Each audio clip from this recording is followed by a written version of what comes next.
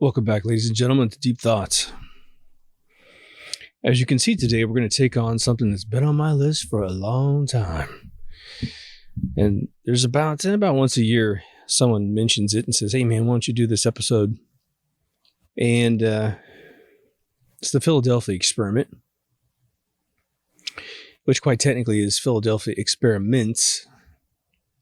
Now, I grew up in the 80s, and one of the greatest films ever made during the 80s was the Philadelphia experiment. And it's one of those situations where when you're young, we didn't have the internet, you will see a story. Like I've got an unpublished episode that I think talks about, well, I know it talks about King Arthur, but you'll see these things and no one around you says, hey, that didn't really happen, just so you know. And so it goes into the mythos of your mind, and, you know, it's about an experiment. Two experiments in 1943 have never been done since, but because our technology has advanced so much since then, you know, we're talking 80 years, roughly, just shy of 3 years, so 77 years. Today, we can kind of sort of imagine how this could take place. We can imagine it. But this one's a doozy in terms of all of the details of it. So essentially, what took place was that there was this cannon-class ship called the Eldridge. It was a 500-foot long ship, 9,000-pound ship, being built in the Philadelphia Naval Shipyard. And it was supposed to be a ship that was intended to have some special technology attached to it to try and experiment with avoiding mines from the Germans, which were all electromagnetically designed such that you drive a ship hull by a mine and it senses the magnitude through electromagnetic field disturbance, a lot like an antenna on your telephone, by creating a pole around it. And then if it senses something big enough, it'll latch onto it using electromagnetism. And then, of course, explode and kill everybody on board or a bunch of people. But most of the time, the ship sinks. And so the only people who survive are potentially the fraction that can get onto some sort of rescue vessel. So the experiment happens in 2 different days. July 22nd, 1943, and October 28th, 1943.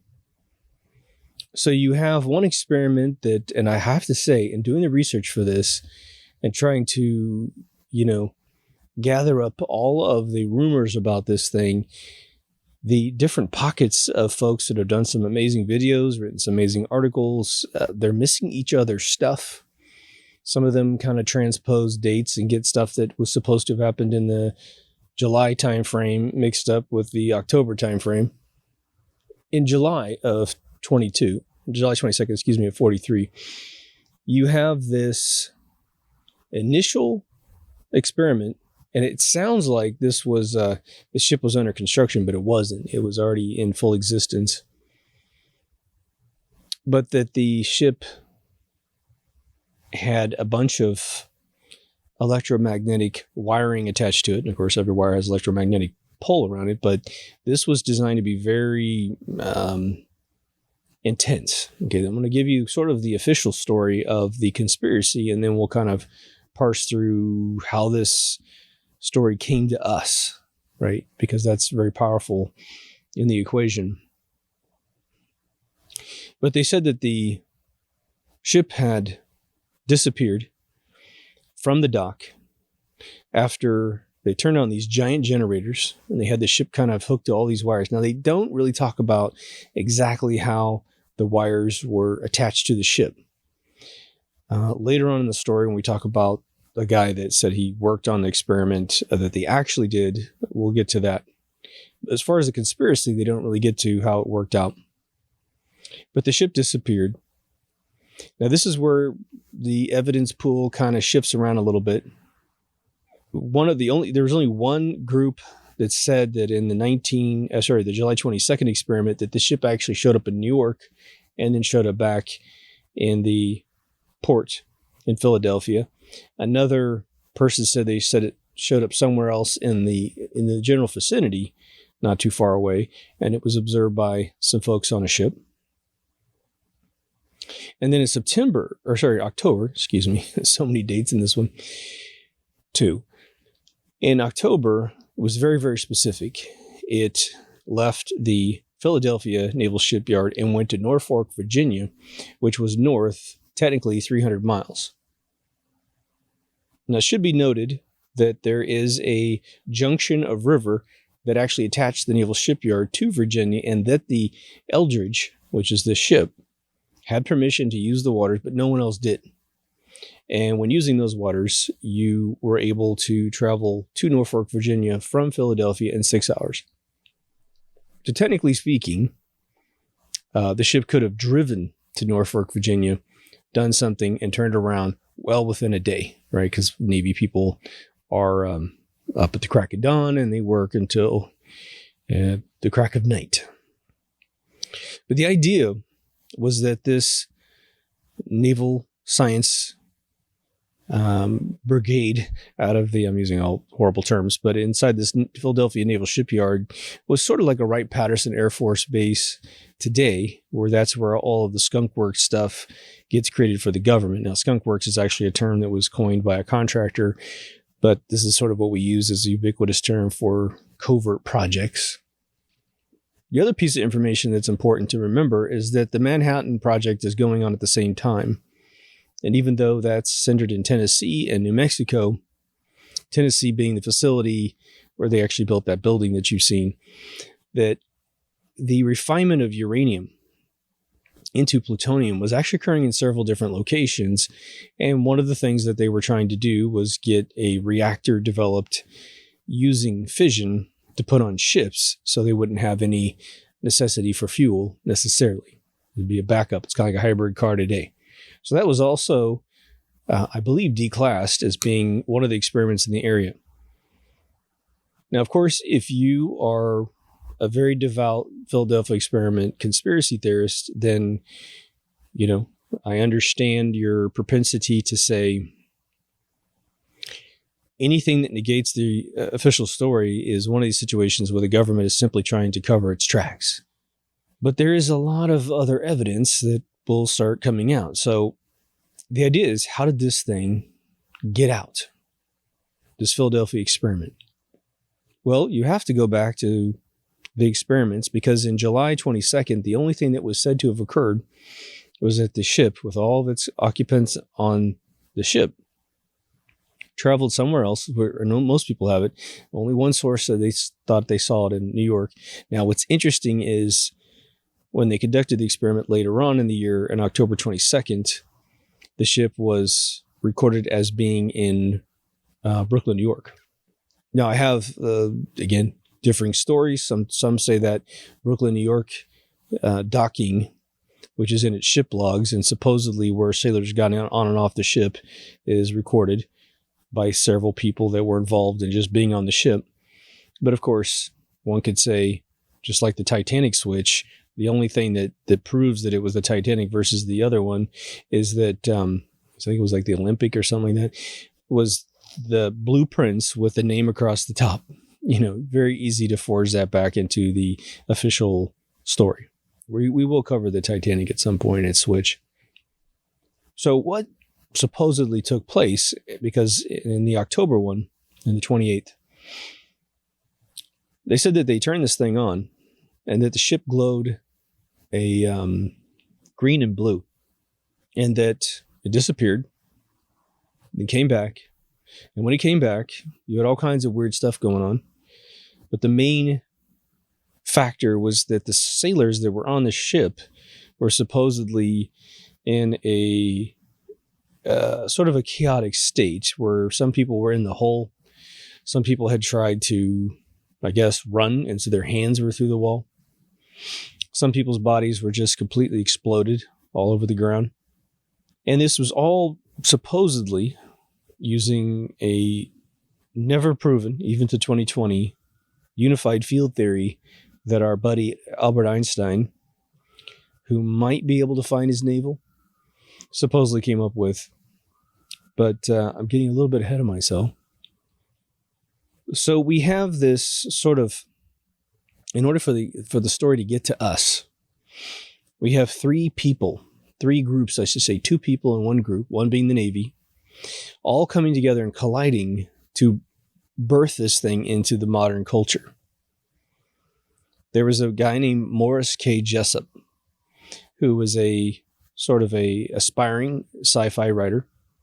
And he was also by profession an astronomer. He had a master's degree in astronomy. Apparently he was going for his PhD, but then ceased to do that.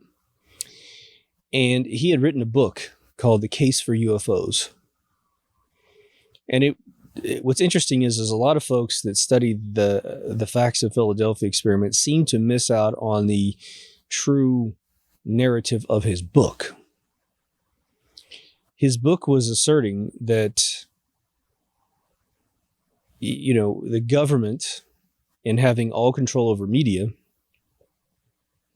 and having the need to develop technology that could be covert, could sort of do what we've been talking about with the fake alien invasion. They can create any type of narrative to freak out the public.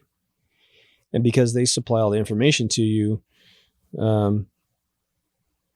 they can control us. Now, in addition, he also, he had access to one of the biggest refracting telescopes in the United States. And so he and a buddy were really punching into space and seeing, double stars and a bunch of stuff that we hadn't seen before. And so he was really kind of pioneering within his astronomy world. But he wrote this book and he publishes it. Now, that book did really, really well.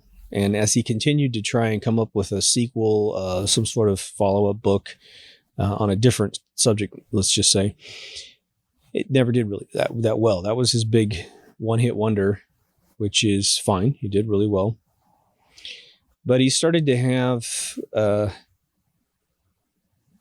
marital issues, and then ends up taking his own life. And we're going to loop around a little bit so you don't get completely bored with the linear explanation of all things. But the Navy was sent a book that had a bunch of inscriptions in it of his book. Meanwhile, on the outside, he's getting up to 50 letters from this guy claiming to be Carlos Miguel Allende. Allende, Allende. And the guy is starting to tell him about this experiment that he saw on October 28th, 43. The way he tells the story is that he witnessed this blue-green glow, and then he said he touched the ship. I think that's funny, right? And have you ever been to a shipping yard before? You have any idea how far away the dock is from the hull? It's quite a distance, right? And so he just went, he's got like a 40-foot arm. So him saying he touched the ship was hilarious, but that he got shocked by it. And that this is according to this Carlos guy, whose real name is Carl Allen. He's using some weird pseudonym. He goes on to tell Jessup in letters that Albert Einstein was on a ship in the bay, obviously there to watch this unified field theory work out. Because he had experienced this uncomfortable experience touching the hull of the ship during the experiment, that Albert Einstein invited him over and they became friends. And then he started mentoring this Allen guy about the unified field theory. Something that Einstein was supposedly working on the last 10 years of his life. And again, it's never been proven ever. And the unified field theory is essentially a theory that describes gravity and electromagnetism as separate fields, separate properties in space, time, and that he was going to try to bring it all together. Now, if you just watch my episodes, there's no need for that theory because ether keeps them unified the entire time, which is nice. But now this Carl Allen guy is, he's a crafty little character. He was in the Navy. He went in 43. So he would have been in the Navy. They said generally his naval services were very standard. Nothing bad, but nothing tremendous about his experiences within the Navy. Like he wasn't a hero or anything, which is kind of odd because that's definitely a time when you could have done such a thing. The Atlantic Rim, Atlantic Ocean fighting with the Germans was the longest naval battle up to that point in world history. It may still be because I don't think we've had any real naval fighting. So the Pacific Rim fighting paled in comparison to what was going on in the Atlantic. So the imperative to create a ship that could get past U-boats and electromagnetic mines was pretty high on the list. But to give you really quick, before you invest too much in this Carl Allen guy, per his own notes to Jessup, he claimed to have met Steinmetz. And you hear me mention Steinmetz a lot. Steinmetz was they miscategorized this guy quite a bit. Steinmetz is often miscategorized as having dwarfism. If you look at the skeletal scans of his body, what he had was massive scoliosis / almost a survived spinal meningitis sort of thing. His spine did a huge S-curve, so went up, went directly to the right or left, and then right back up again. So he lost a lot of his height due to the fact that his spine was doing a big snake turn. And it is the most acute turn I've ever seen in someone's spine in my life. So that's how bad Steinmetz was. But he said that Einstein introduced him to Steinmetz. Problem. Steinmetz died in 1923 before Carl Allen was ever born. So right there you have a bold-faced lie in his materials to Jessup. And given that that was not a critical point in, I believe, any of his claimed understanding of this conspiracy, of this experiment, it was something that was just a la carte because he didn't have the internet to figure out that these people were dead. So Carl Allen is delegitimized quite a bit right from the very beginning if you're paying attention. But then this book is sent. Jessup's book is sent to the Navy with all of this inscription all in the borders of the book. And it is also attempting, this is the way it's always described, it's attempting to have 3 different handwritings. The insinuation, because I haven't read the materials, is that, he's talking about all kinds of things, time travel and aliens and this Philadelphia experiment is largely in there. And we're going to loop back on some of what was asserted by Carl. Of course, it's probably all science fiction, but it's still very entertaining. But he tried to make 2 of them human, and then he tried to make the third handwriting alien. And I've seen it. I've seen the writing, and it's very human, cursive. So fascinating that would be the case. So the Navy is obviously looking at this, trying to decipher it. And they've just said, okay, let's just go to Jessup and see if he knows what this is. So he brings the book to Jessup. Or the Navy brings it to Jessup and goes, hey, I've got this weird book. It's got a bunch of stuff in it. I thought maybe you would know something about this. So Jessup was looking at this thing. And he's like, this handwriting looks really familiar. And he makes the correlation with the 50 letters that this Carlos Allando, whatever, sent him, which is Carl Allen. Okay. And so they start piecing this together. Carl starts to get in direct communication with Jessup, as outside of the letters, I believe. And by the late 50s, Jessup had pretty much said, this Carl guy is completely clinically insane. His story changes. He's just grasping. He doesn't have the full, complete story of anything. He just sort of has the highlights. It's almost like someone using fanciful words to impress you without any content. Sounds like Einstein, doesn't it?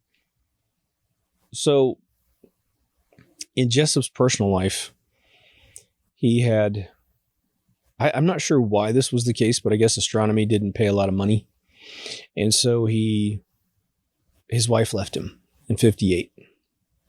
And that's sort of like his information that we don't really need to know, but that led him to be very suicidal. And the conspiracy theorists don't tell you about his life prior to his suicide. They just say he mysteriously died. They don't even tell you how he died. So the way that he died, the Morris Jessup guy, the astronomer, sci-fi writer, was that he got in his car and he did the hose from the exhaust into the cabin and asphyxiated and died. Well, when the authorities had to do the police report and did some investigation, asked his friends, they said, yeah, you know what? The guy had been talking about killing himself for months before he did it. So we're not terribly surprised. His wife left him and, it was a devastating part of his life, right? He died on August 20th, 1959. So now, one of the interesting things were the conspiracy sort of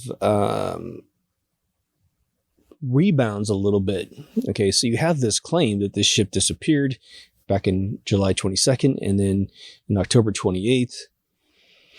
But you have supposedly some eyewitnesses that said that the men that supposedly served on the boat came home and they were all experiencing super random things.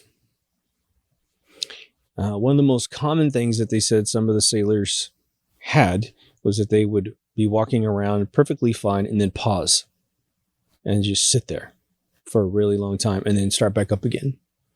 One family supposedly, again, said that their family member walked into a wall and just disappeared. The biggest one that was supposedly printed in a newspaper, however, they cannot find the original newspaper this was printed in, but it was printed on newspaper and someone clipped it out of the newspaper and handed it over, I guess, to whoever's paying attention to this story and said that there was a brawl between two of the sailors that had both been on the ship in October, and that in the middle of this fist fight, they both vanished. Spontaneous combustion was also the result of supposedly how some of these men met their end. They just vaporized. And what's interesting about the whole thing for me is that this is some of the best sci-fi ever if this is truly fake, because this is sort of like advanced thinking from our time about what could take place. And I've listened to, I believe, every 2000 plus episode off the 50s radio in the early 50s. I've definitely listened to every X-1 I can get my hand on. And these are science fiction badasses, right? Asimov, Ray Bradbury, Heinlein all wrote for X-1. I think even Philip K. Dick wrote one for X-1. So we're talking about the most brilliant writers on planet Earth. And they've never asserted a story with any of these sorts of anomalies to the human body. So I find that fascinating. It was so, the Carl guy, if he's truly what we're going to end on, which is most people thinking he's crazy. And of course, hey, we know plenty of people that understood 9/11 and they say that those people are crazy too. I think, quite frankly, one of the weapons that they could use against you, and I think Woodrow Wilson may have gotten a little bit of this, although he may have died of dementia. Howard Hughes, I believe, might have been poisoned, is that there's just some mercury you can put in people's drinks and stuff, and they're consuming it all. And then, of course, the mind deteriorates, and they can just say, oh, we'll see, he was a crackpot. Howard Hughes was in the way of the big giant aviation companies preparing to swallow up the world, right? And so they needed him out of the way because he was such a maverick. They just weren't going to allow him to be there. And of course, he gets legitimately crazy, saves all of his pee in jars, saves all his fingernails in jars, grows his hair out really long. And so he definitely struggled mentally at the end. Now, whether or not he struggled because it was natural or because they just slowly poisoned the guy, don't know. If you use arsenic, the body starts to have bleeding and hemorrhaging. And so you don't want to use something that's easy to track in the bloodline. But mercury, it was a cure back in the 40s and 50s. It was insanity, right? Now, during the October experiment, and what's interesting about it is that Carl never claimed to be on the ship when it did its thing. And so him contributing information about these journeys. I'm not sure where these claims come from, because I'm hearing the claims and I'm not hearing the sources in many of the cases. Just they said people claim. But one of the things which I think is interesting, because if you think about the DMT drops that people have, like, very good friend of mine, brilliant dude. I've talked about his journey several times. He said that once you take DMT, you get met by pretty much a gray alien, and that is your guide for the rest of your life, almost like a spirit animal in the Native American world. Every time he dropped after that, he had that same character until his last trip. I don't know how many trips this guy took, but he said the last trip, the dude was pissed that he took another trip, and he put his forehead against his forehead. So there's gray against his forehead. And he said, those eyeballs are right into my eyeballs. And the journey was happening. He was physically going through the universe like he normally does on DMT, but this dude was like right on him and saying, you shouldn't be here. You need to stop coming here. This is our world. You stay in your world. We'll stay in our world, you know? And my buddy, who's hardly an impressionable guy, a weak-minded guy, his words to me were, I never wanted to be home more in my life. He's a good-looking guy, rich as shit. I mean, he's a baller in his own world. So it'd be like my buddy isn't as big as a wrestler, but I would say it would be like The Rock telling you that story. And you're like, really? You were freaked out? And he was like, yeah. So what they said was that when the ship did its journey from Philadelphia to Norfolk, Virginia, that along the way, aliens were there to guide them through this sort of portal that supposedly opens up. So Jessup takes his own life in 1959. But this Carl dude who stopped using the Carlos thing, he ends up sort of becoming one of those famous circuit speakers, you know, like the, Project Camelot folks and those UFO societies where people go up and speak, and you can make a lot of money as long as you can tell the story and keep it sound. And like Bob Lazar, he could make a ton of money if you just run around telling a story and keep it straight. But I have to say, like, every time Bob escapes an interview without people asking him for the evidence that he went to both MIT and Caltech and produced photographic proof, produced an alumni piece of paraphernalia from the era, explain how his parents never, you know, his parents and his relatives and his best friends should all be going, yeah, that's my genius buddy who went to two different top tech colleges on planet Earth within, I guess, a few years, right? He got his PhD in both. Whatever. But every time that dude escapes, I'm sure he's just thanking his lucky stars and no one asked him the right questions. But the Carl guy was said to have evolved his story over time. And they didn't really give any details about how he varied his story.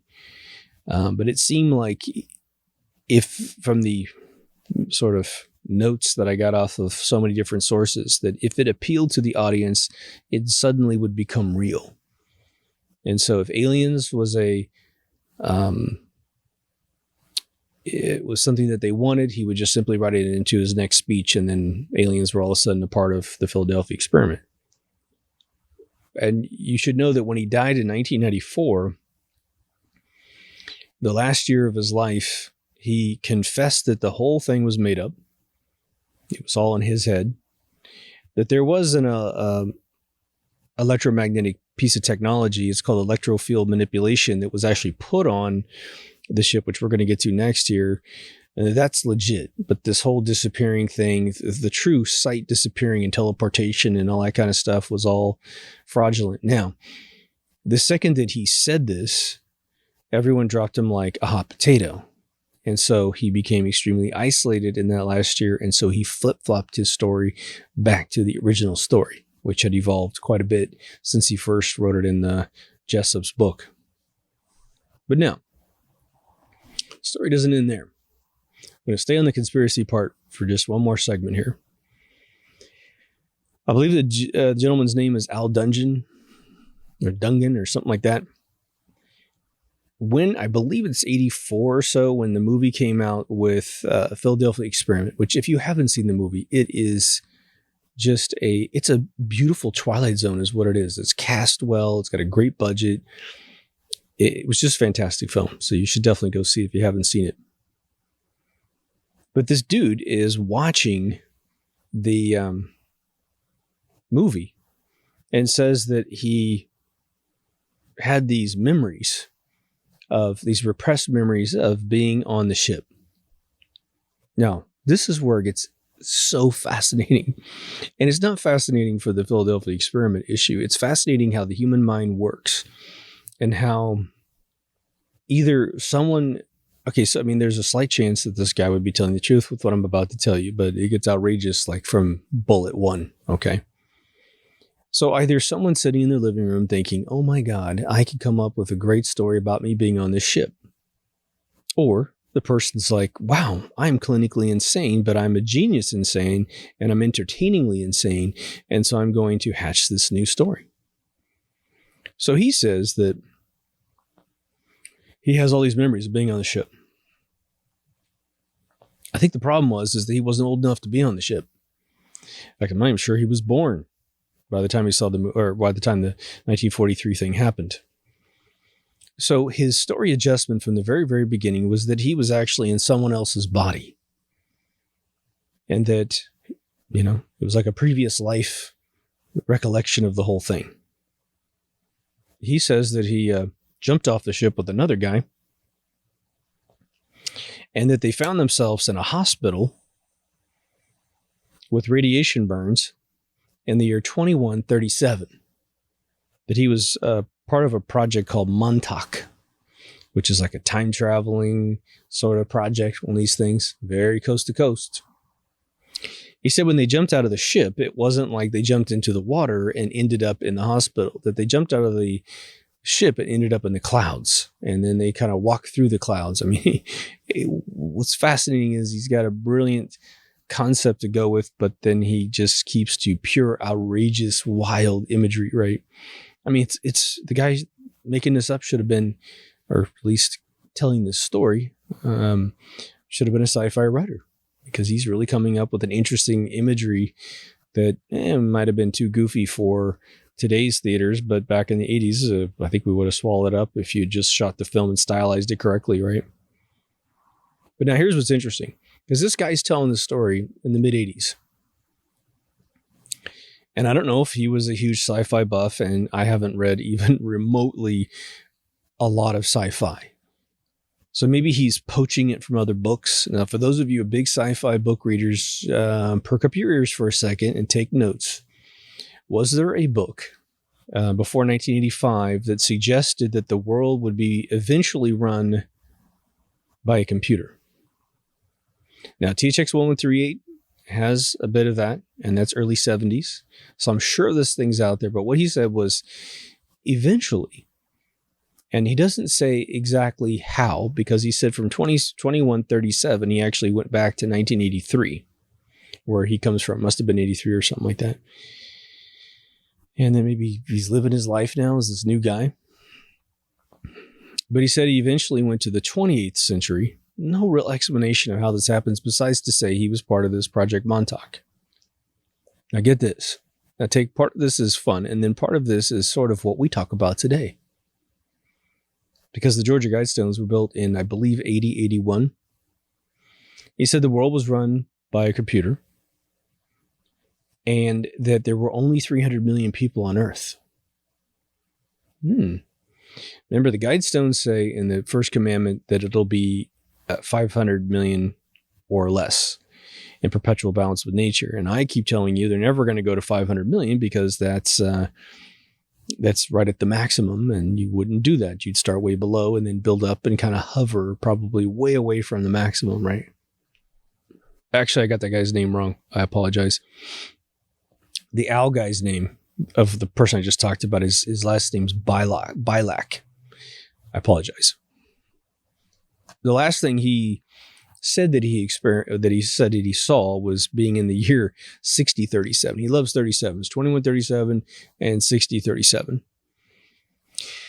Now, having been an employee and good friend of Sid Mead my whole life, as I've told you several times on the show, man's ability to see into the future, which Sid was probably one of the best and most talented to ever live on planet Earth, hence his career, was that man can only really conceive about 300 years in the future. After 300 years, the entire technological base of what man's life is constructed of completely changes. Now, I'm not sure if that's exactly true because let's say I were to take you back to Rome, you could be in Rome and be in their world. But maybe what Sid's whole thing is the polarity is simply going forward. People in Rome couldn't conceive easily what we're doing, but I have my doubts. Someone in, Pompeii could come to my house and go, okay, I see you've got a lot of construction techniques we don't have. But a lot of your shit sucks because you should see the cement we pour in Rome. And, you show them a TV, a computer, and a car, and they're going to obviously freak out. But where they couldn't conceive of certain items, they can definitely conceive of the basics. So perhaps, this is claiming a 4,000-year jump. Huge. Now, I don't think he provided many details about his 6037 journey, just like most people on coast to coast, have an issue as well. But I forgot the guy who did it, but someone took the book with all of the writing, transposed it to be easily readable, and distributed it to over 100 people and said, if you know anything about this, could you give me a call? Old sailors, old commanders, old scientists, could you give me a call? And he got one call from this dungeon guy whose first name's Edward. So it's Al Bilac, and he's the time traveler, probably hoaxster. And then the Edward dungeon guy, who is actually a legit sailor at the time, stationed in the Philadelphia shipyard. So I told you about those mines, right? You've seen them 100 times. The movie Top Secret had a absolutely hilarious sequence with a Jewish scientist that was stuck in the basement creating a mine that had a big horseshoe magnet on it. And at some point it activated, and a U-boat from hundreds of miles away came jamming through the wall and stuck to the mine. But these Germans had created this, it looks like the virus, right? So it's a ball with these little pointy things all around it. You guys, most men over 40 have definitely seen one, but you know about these things. They're magnetic. They attract to steel, of course, and they just blow you up. Okay. So the Navy were running into these mines. And it was blowing up a bunch of ships and killing a bunch of sailors and really ganking the war in general and trying to end this World War II thing.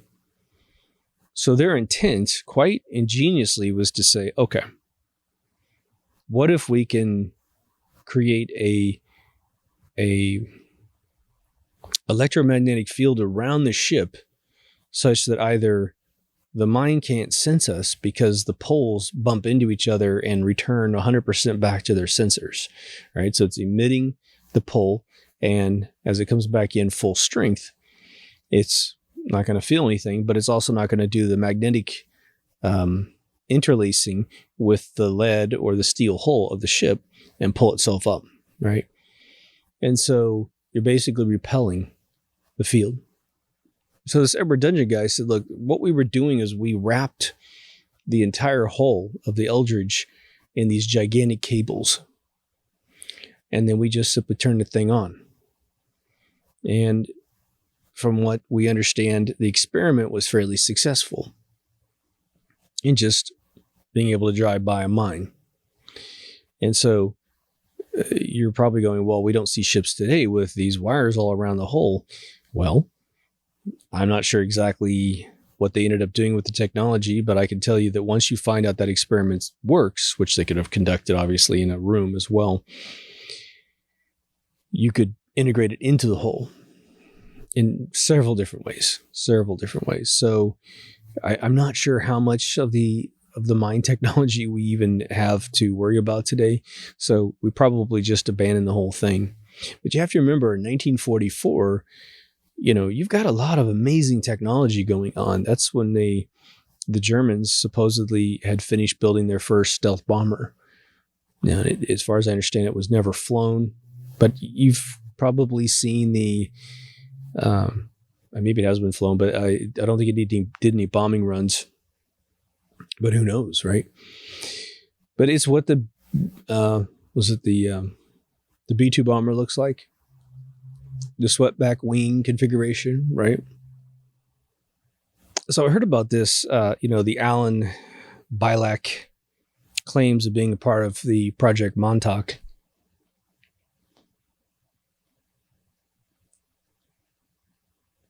Which is spelled Montauk project. Montauk Air Force Base in New York is where this project was supposedly hatched. Now, it is my understanding that what they described, because we know about the Roswell 47 crash, which again seems super legit to me, and I can't even believe I'm admitting that. Again, I sequestered myself. If this is your first time seeing the show, I sequestered myself only to eyewitnesses of the crash and the relatives and best friends of those that were part of the township, as well as employees of the actual base. Nothing off of any sci-fi channel or any of that crap, all off eyewitness testimony on camera.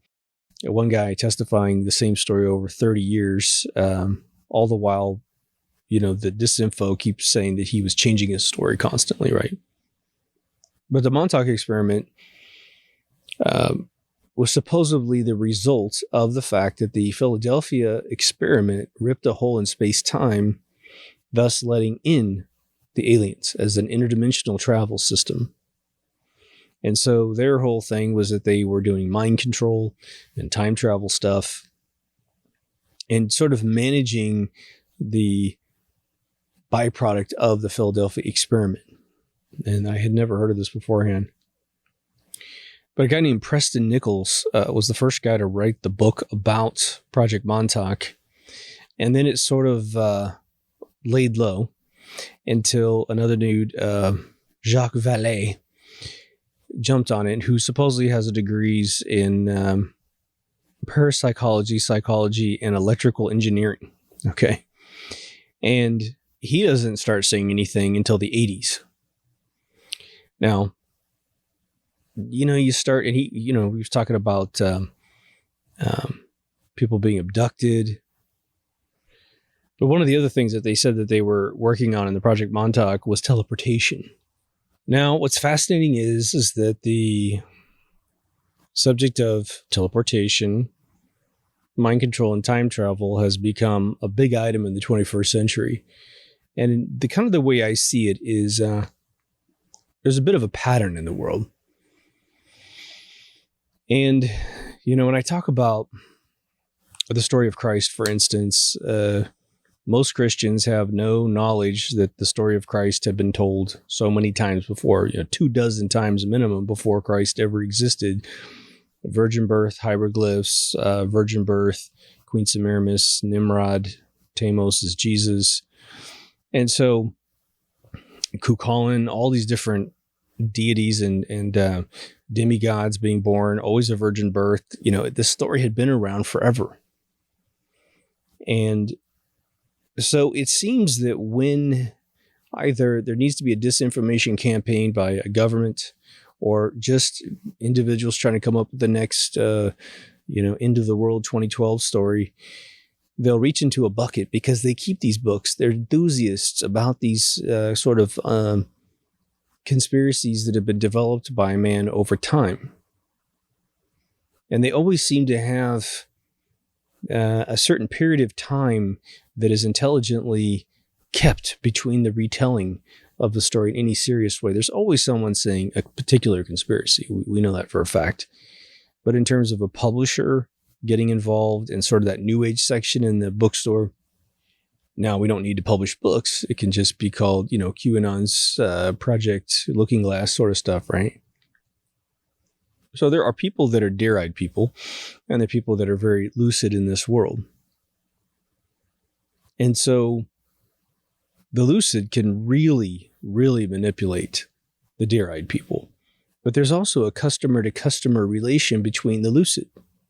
How many of you have ever been in a long-distance relationship? Teleportation is the first thing you think of. I mean, whether or not you think about it in a Star Trek-y sense, or you just think, oh my God, I suppose I could be there right now. She's in New York and I'm in California, blah, blah, blah, blah. You think about it. The other one is invisibility. Huge. I mean, there's a million things you could do if you were invisible. The military definitely wants invisibility. The military definitely would love teleportation. Oh my God, can you imagine? If anyone had this technology, none of the stuff you see in the world would be going on. It wouldn't. They want to mess with us in the Middle East? Okay, we're teleporting in a gigantic army with tanks and da-da-da-da, boom, boom, boom, boom, boom. And then by the time your missiles launch, we're out of there, Now, time travel, as we always talk about on this particular show, is just to recap real quickly, the big thing about the Project Looking Glass was a bunch of hillbillies online going, man, time is not linear. It's multidimensional,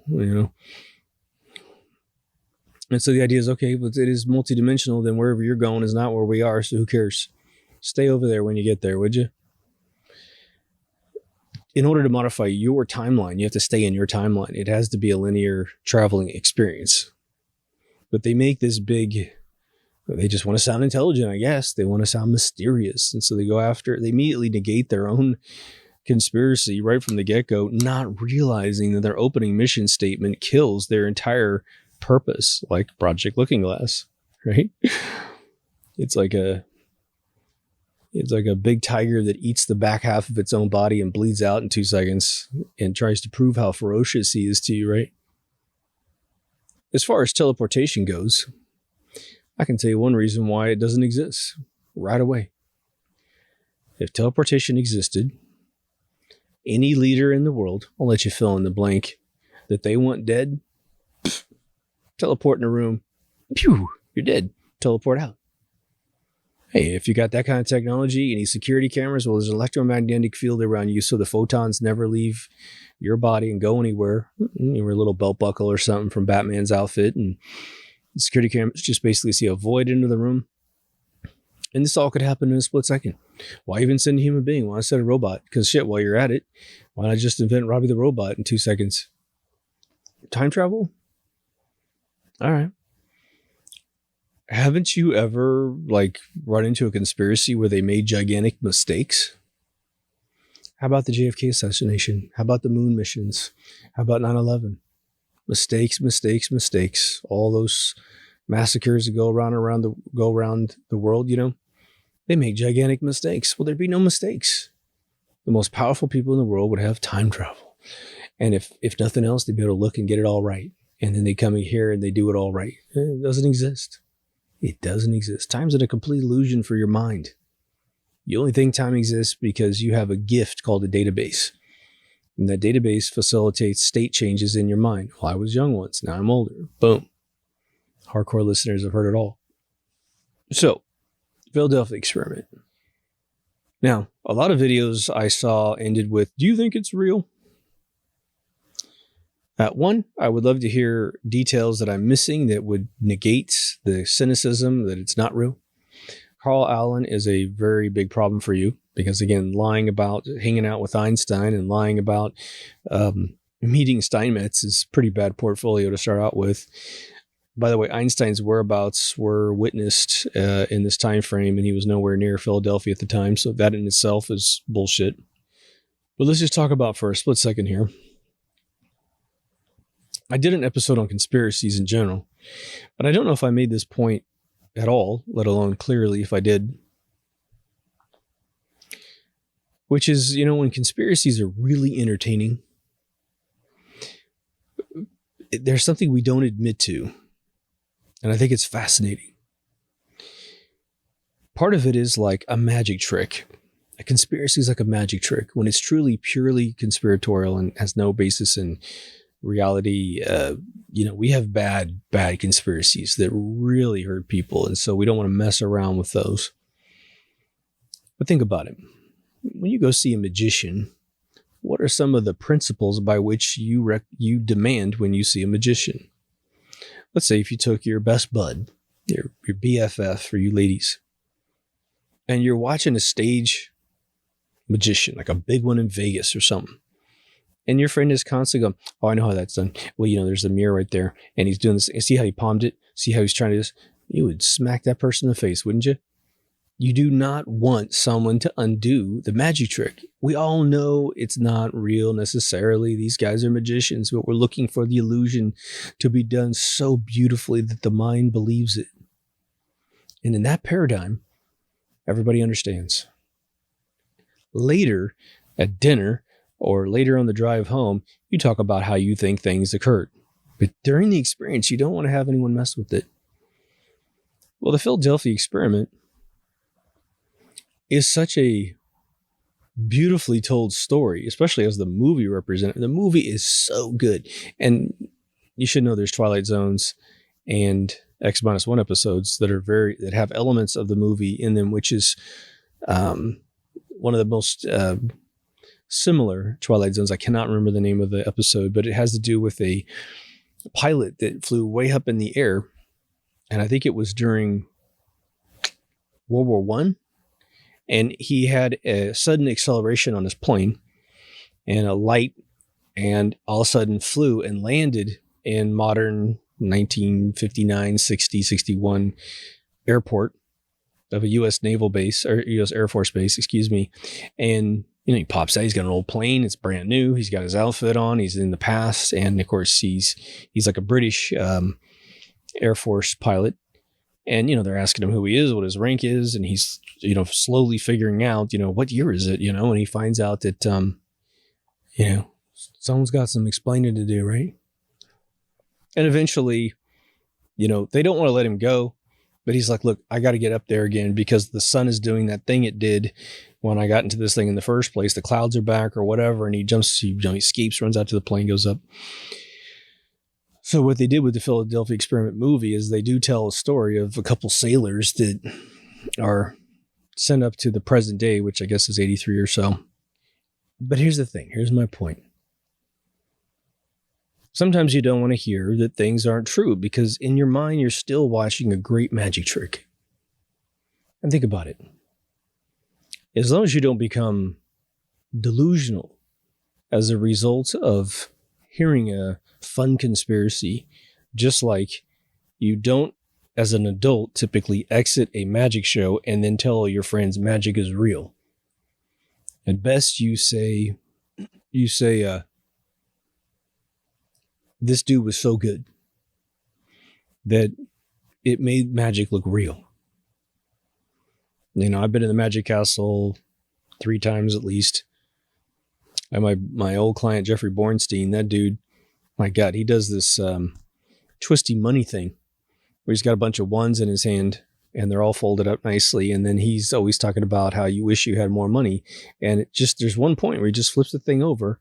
He's got his hands, his palms out. He's got no sleeves on. He just flips it over and it all becomes 20s. And he counts the whole thing out. And he holds all the money out to your face and you're just like, boom. It's just like he's so good. He's a great pickpocket too, man. I've got video of him just pulling people around in a crowd, getting them set up for a trick. And he's got everyone's watch off, belts off, wallets off. I mean, it's just unbelievable how beautiful great magic can be. So part of me, with these sorts of conspiracy discussions, I have no desire whatsoever, even though I might, have debunked it in my own, dissertation about this subject. I don't have any need for you to not believe. So I don't want you to ever feel any competition with you hanging on to a theory. I think the one fantasy we all have is for someone to bring us the real information. Like a bunch of new information that no one else had to explain away the conspiracy, and then to see how it got explained away. What did I believe and why did I believe it? And then what actually took place. But then again, because the government, and this is part of Jessup's book, because the government has become a lying organization, because they have allowed, deep staters to get in there and hide everything, we come up with these things like Bob Lazar's spaceships that are over in S4, a place that no one's ever found, and Area 51. And, it's just this stuff just keeps going, right? The one I think personally, since I got a little time left here, we're kind of done with the main topic at this point. The one that I would love to have someone explain, because I have to say, I'm going to say this, but I will say that the attempts to do what I am about to say have been so utterly pathetic. I mean, pathetic, all caps, man, that it makes it more real. And I wonder if they even know what they're doing. Is this a reverse psychology technique to make me double down? Because some people will just, if I said Jesus never existed and you were raised to believe Jesus existed, well, then you have no genetic capability of ever refuting that claim. You just believe it was real because it's been pounded into our genetics for 2,000 years, plus your parents raised you in it. You have no hope. Okay. And I don't need you to believe either way. You can believe whatever you want. It's cool. But like the Roswell thing, like I said, I went in, I've said this a few times, but I'm going to go a slightly different route here. So bear with me. The Roswell thing is I'm going in having written articles in the past about how these UFOs are psyops to make one government believe they have more technology than another government. And the Philadelphia experiment, by the way, was asserted that they had alien technology. But the problem is you have a chicken and egg problem, because Roswell is typically the big go-to for technology like, fiber optics and Velcro and silicon chips, right? That's 4 years later. Doesn't make any sense. And according to even the conspiracy theorists, they didn't meet aliens until after they built this electromagnetic manipulator thing. And so you can't have one before the other, right? So where did you encounter aliens prior? And of course, there's plenty of stories that talk about how that might have occurred. And there's plenty of theories that say that, aliens are all humans from the future. I honestly say that might be the most believable story of it all, right?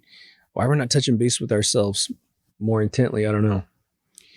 Now, with the Roswell thing is that you have a conspiracy right from the very beginning, a cover story, I should say, on top of the conspiracy that it was a weather balloon. Again, when you listen to the eyewitness stories about this, you have to first understand something they never tell you, which is that Roswell, New Mexico's Air Force Base, was the epicenter of weather balloon technology in the United States. Not the world, but in the United States. Maybe the world, who knows? So when the people who worked there saw the debris from the ship, and it was the guy that was running the bridge game, taking over for the guy that actually was called out to grab the parts and pieces of the ship, not knowing why his friend didn't show up. When that guy comes back to the bridge game and says, here's a box of all this stuff. Take a look. This came out of a spaceship, man. They're all, wow, that's great that we have alien contact finally, right? No problem with that theory. And then it was looking at the couple different forms of black plastic, a couple different forms of the aluminum and the really thin stuff, but the other I-beam stuff with purple embedded embossed writing, chemically embedded into the actual I-beam, which was like, maybe an inch in its longest dimension in terms of its height. And then it was like a foot long thing. And then he said, the guy said, well, that's nothing. Come out to my truck. I got a whole bunch more. And he said they walked out to his pickup and he had just huge pieces of this spaceship out there. Okay. The big gotcha there was the guy telling the story. Never wrote a book, never sold a t-shirt, didn't own some Roswell gas station. And so he's just telling it. And the guy was old as shit, man. He was like in his 80s, right? So he's telling that story. And he is a weather balloon expert. Total expert. Well, his buddy who's called out to pick up the pieces is also an expert, which is why they called him in the first place. It wasn't some crazy experimental weather balloon to sense nuclear bombs going off in Russia. That's what they said. I'm sure they built that too if they could conceive it. But you listen to all the people, the guy that actually boxed up all the pieces, put them on a plane in Roswell, which then flew to Texas. And then the pieces and parts were moved to another plane, which was then flown to Wright-Patterson Air Force Base, while none of it went inside. And then, of course, there's a presentation inside with pieces and parts of a weather balloon, balsa wood, and all this other kind of stuff. And the funny thing is that the I-beam with these, hieroglyphs on them or whatever that you can find on the web, it wasn't a part of the photographs that were shown in the press conference that they had. Yet today, the deep state folks call up the surviving son of the gentleman who picked it all up and keep berating him for 20 years, calling him once a year, saying, isn't the stuff that you said that you saw just tape of some toy company, out of some toy company in New York? And he's like, no, it wasn't tape at all. It was a steel beam, and the writing was embedded like oxidized metal, And I think it was the tape. And so they eventually sent him some of the tape, and it was completely stupid, different than anything that he said he had seen, right? He says, it doesn't even remotely match. At least they could have made tape, right? They know what the beam looks like. It's on the internet. So just make a tape that looks similar to it, and then confuse the son of the Air Force guy who became a doctor, by the way, an MD. And so then at least he would have a little bit of like, oh, well, yeah, it kind of does look like that. Yeah, now that you think about it. But the press conference didn't have any of the tape. But supposedly tape's all over the weather balloon. Whatever. I was showing a friend of mine today some renders that people have done, some modeling and some renders inside Blender 3D. Just some unbelievably gorgeous stuff, right? And she looked at me and she goes, so we're screwed, right? And I'm like, well, maybe. What are you talking about? And she goes, well, at this point, reality is completely up for grabs in terms of anybody wants to fake anything, you can fake it, because this rendering, it was like a subway car inside. And it just was photoreal. I mean, me, with my eyeball, I can tell it's CG, but someone has to tell me, is this real or is this CG? And then my eyeball goes, oh yeah, I can see the texture there. Oh yeah, that pattern is repeated over there on that side. Like the splatter on the wall is over there on this wall. A chaotic thing. Repeating itself is always going to be synthetic. But if I just were to glance at it and go, oh, I don't know, this must be an article about subways, I just wouldn't know. The reason why I mentioned that is that what if, the government showed you a whole photo album of aliens, ships, technology, whatever, maybe even their cities, their worlds, what have you? Then you wouldn't know whether or not it's real or not if they really wanted to create the imagery to make it work. By the way, the Project Montauk is also a project that's given credit, let's just say. The Jacques guy essentially alluded the fact that it was the clandestine team that actually did the moon landing fakes, which is very interesting. And I think it's interesting because if you read that in the Montauk documentation, then you have this sort of like, it sort of reverse legitimizes the project. You're like, oh, well, we know the moon hoax were faked. And so, well, maybe then Montauk might be real. And then teleportation's real. Then time travel's real. It's like they kind of egg you into potentially legitimizing one of these other things that's going on, right? Anyway, for those of you that have suggested the episode, definitely chime in with your whole journey with this thing. I would definitely recommend, if you haven't heard of these players, the Morris Jessup, the Carl Allen guy, the Al Bilac dude, definitely look these people up because they're at the heart of why the conspiracy was reborn in the 80s. The movie itself inspired the Al guy to start his whole storyline. The other one is to remember what Bill Cooper told us. And for those of you who don't remember Bill Cooper, he was assassinated, I believe, as a result of predicting and constantly saying that 9/11 was an inside job. He predicted it before it happened. The second that bin Laden was interviewed on CNN, he goes, right there, they're setting us up, because if CNN can get to him and he's the most wanted man in the military, U.S. military, then we could definitely get to him as a military organization and kill him. But they're propping him up as a big terrorist to blame something on him. He died in November of 2001. So that happens in September. He's running his mouth. and they eventually kill the guy. But what he told us was very, very interesting. He's probably one of the more interesting guys that had been cracking conspiracy theories way before the internet really took off. But I believe the year was 1967. He was in the Navy. He was doing guard duty. And he said that, during his guard duty, he said the ocean opened up and ships came flying out of the ocean and went way up into the sky. And he's just mortified, right? How the hell do you respond to that, right? Before he could really go anywhere, they opened back up again and ships went down inside. You got the distinct sense that these were different sets of ships, but he could be wrong. But why leave and then come back? Doesn't make any sense. But he said it happened right in front of him. There were other crewmen on the deck of the ship. They were all called inside. They were able to talk for a little while until a few hours later, black suits helicoptered in on the ship, sworn them all to secrecy, and then he was given Q clearance, which is Queen's clearance.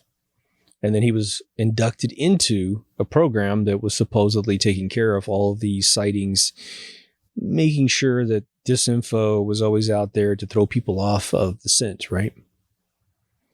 So he goes into this really deep organization quite legitimately for a number of years. I think it was about a decade. But he pops out, and then for whatever reason, his conscience got the best of him, and so he started talking about it. And I think that they realized, he was basically saying it's all true, it's all true, it's all true. But by the 90s, he had done an interview. As I saw the interview, the tape of it, it was CNN was actually conducting the interview, and it was him in his living room. And he had the balls to say, he goes, look, I know what I saw in the ocean was real, but I don't know that anything they told me after that was real. I don't know if they disinfoed me. He had a huge suspicion in his heart that it was all disinfoed after that. Don't know. And I don't know what he was shown, and I can't remember anything else he was specifically talking about because it was all off camera, But he got really disgruntled with the whole thing. And then I don't know how he was able to figure out what he figured out, but you would assume that someone who has deep clearance can get to other sectors of clearance, right? So let's say this guy's in a UFO program for however many years. Then he pops out, but people, other people. They're in the break room, they're coming to the base, they're at other events or whatever. And it seemed like, for him to call out Osama bin Laden in the early part of, I think it was like May or something in 2001 when CNN aired their interview, prepping us, doing predictive programming with us, same month that X-Files did their plane against the World Trade Center episode. The guy had moved from who cares UFO talk to, oh my God, serious stuff is starting to occur. And so you kind of have to listen to it, if you are like me. He was a very healthy guy. And dying in November of 2001, he's not dying of a heart attack necessarily, right? He was murdered by gunshot. He was only 58 years old. So someone killed him. Who the hell just kills somebody, right? He was onto something. It was really strange. But I think what we know from waking up in the 21st century is that it does open your eyes, and you see things that can't be unseen, and you learn methodologies that can't be unlearned. And so it assists you for the rest of your life in seeing everything differently. And it produces a few incompatibilities with other human beings because you start to look around and you immediately see something. Now you can get delusional, right? You can read into everything. That's why, if you haven't been to deepthoughtsradio.com, please go. It's got video, audio, social media. It has a couple ways to donate to the show. Make sure you're still subscribed. We're having huge problems with that right now. I mean, man, they've got this show ganked, which makes me feel kind of good because the information is just too hot for them. And it's probably an obtuse censorship system, meaning they don't really look too deep into what I say, but what have you. We have a store. A Patreon gets you episodes before they come out in most cases, except for like special reports that need to go out really fast, but also get you 20% discount and get you in the credits forever. It's kind of cool. We might be making some adjustments to the entire Patreon platform in terms of leveling and tiers and rewards you get for that stuff. So I'm going to be making an episode for the Patreon folks to kind of explore those options. Season 1's on a different channel. It had a bunch of copyright problems due to the music industry. And you have to understand that a lot of them will still play for Americans, but a lot of videos were banned in Europe. Music industry just has to fuck up everything, right? So those are all fixed up on the different channel, audio balanced, all that good stuff. So until next time, take care of yourself and someone else, and I'll see you in the next Deep Thoughts. Over and out.